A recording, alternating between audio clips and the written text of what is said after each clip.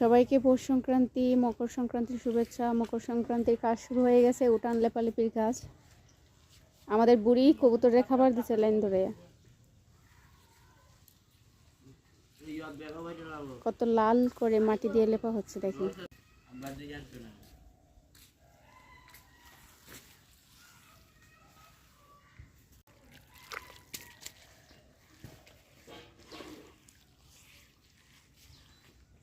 এইভাবে পুরাটা উঠানই লেপা হবে। পুরা উঠান লেপার পর আপনাদেরকে আবার দেখা।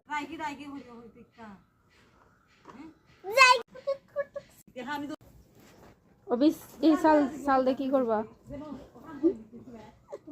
চাল খাইবা নাকি? খাও খাও খাও। আমি চাল খাইব না। তুমি চাল খেতে হবে। চালগুলো ভাই মেশিনে নিয়ে যাবো কুটানোর জন্য।